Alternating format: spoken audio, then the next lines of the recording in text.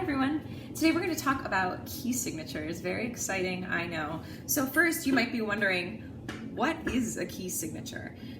We're going to use the piano to discuss this a little bit more. Discuss what a key of a song is. So a key is like the resting tone of a song, the home tone of the song, the ending note of a song, the most commonly played note in the song, and the note that makes the song sound finished. For example, if I played Twinkle Twinkle Little Star,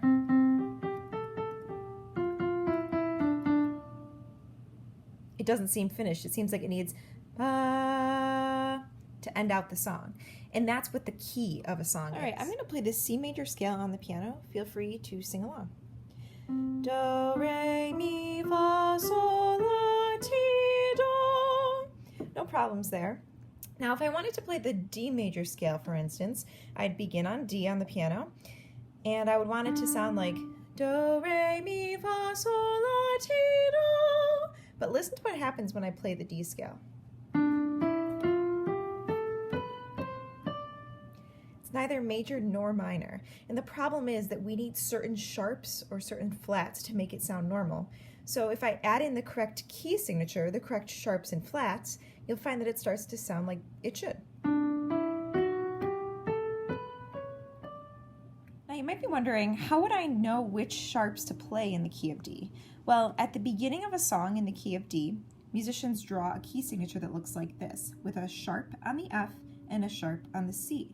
So looking back to my piano, I just have to remember every time I play an F, I'm going to make it F sharp. Every time I play a C, I'm going to make it a C sharp. So here we go. I'm going to start on D. Now instead of playing F, I'm going to go for F sharp. Now remember, not C natural, but C sharp, and we land on D. And that's how we make songs sound normal or good. If you've ever tried to play a song on piano without the proper key signature, you know it sounds kind of funky, and this will fix that problem. Which letter the sharp symbol is on based on where the middle part of the little hashtag lies, okay? So I'm going to draw a sharp, for instance, right here. You can see I kind of centered it around this top line. That's the line that I'm going to choose, so F sharp. If I drew one here, very good, I could tell that this is on the G line. Now to draw a space example would look like this. You can see the center of the sharp kind of lies with the space in the middle instead of with the line chopping it. With flats, I'm just mostly focusing on this little B part. This is the part where it indicates the letter that we're on. So you can see the little middle of the B rests on this B line in this case. Let's draw a flat example here. Okay, so this middle of the flat sign rests on the top space, F-A-C-E, face. This is an E flat. Let's do one more example. This doesn't really happen too often, but you could tell that the line is kind of the center of this symbol. Therefore, this is the E flat again. Two types of E flat. So now that we understand a little bit more of what a key and a key signature do, let's talk about how we can identify what key we're in just from looking at a piece of music. First of all, we need to know what type of accidental we're dealing with. So are we dealing with sharps, flats, or naturals? All notes are natural unless otherwise indicated by the sharps or flats. So the rule for sharps is that we look at the last sharp and then we go up a half step. As you know, we kind of recite this in chorus. Look at the last sharp and go up a half step. And you're supposed to very enthusiastically stand up. So that means that if our last sharp is C, then we're going to be in the key of D. If our last sharp is G, we're going to be in the key of A.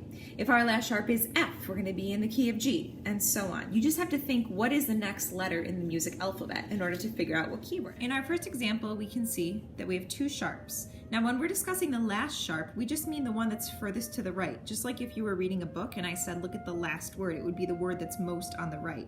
In this circumstance, the last sharp falls right here. So we say F-A-C. This is a C sharp. Remember the rule. Look at the last sharp, C sharp, go up a half step. What comes after C in the music alphabet? D. Our last sharp is C. We are in the key of D. Let's try another example. Don't be frightened by this one, all right? All we have to do is pay attention to this last sharp. So every good boy, this is a B sharp, okay? Now we need to go up a letter from B. That would land us at C. Now the problem is that instead of it just being normal C, I can tell that it's going to be the key of C sharp. The reason why it's C sharp and not regular C is because if we look at the C space, we notice that there's a sharp in that space. Let's try one more example. So our last sharp, and actually our only sharp in this case, is F sharp. So we look at the last sharp, go up a half step. That means that we're in the key of G. Next, let's review the rule for flats. The rule for flats is second to last flat, and that is that. So a lot of times I notice that you guys look at the second to last flat and then you start going up a half step or something. No. All you have to do is locate the second to last flat, and that is your answer. That is your key. Second to last flat, and that is that. Let's take a look. Okay, so let's take a look at this example. Just like reading a book, we're looking at these flats.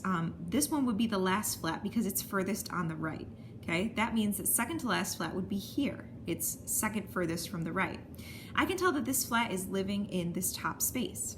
F-A-C-E, face, tells us every space, so this flat falls in the E space. Now, I'm not going to call this the key of E though, because this flat makes this space flat. So this would be the key of E flat. If you didn't understand that, rewind and see if you can get it on a second try. Okay, next we have second to last flat. Well, this is this last flat going right to left. This would be the second to last flat.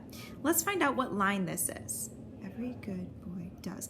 D, okay? Now it wouldn't just be the key of D because this flat makes this line flat. So we are looking at the key of D flat. We're going for the advanced quiz. There will be bass clef questions. So let's review our bass clef, right, for our low notes.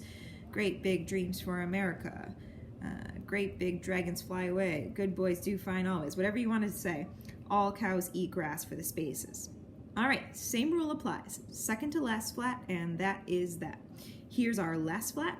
Here is our second to last flat. Good boys, B.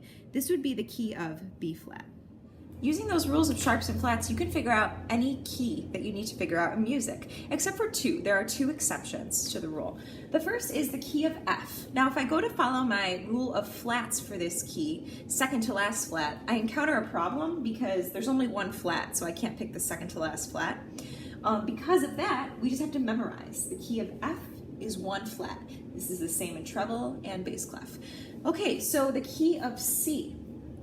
I don't know what rule to follow here. I don't see any sharps and I also don't see any flats. So again, this is one that we have to memorize. The key of C is the one without any sharps or flats. You might remember that from when you saw me play the piano for the key of C scale. I didn't need to use any black keys, any accidents. That should do it for keys and key signatures. Let me know if you have any questions and good luck.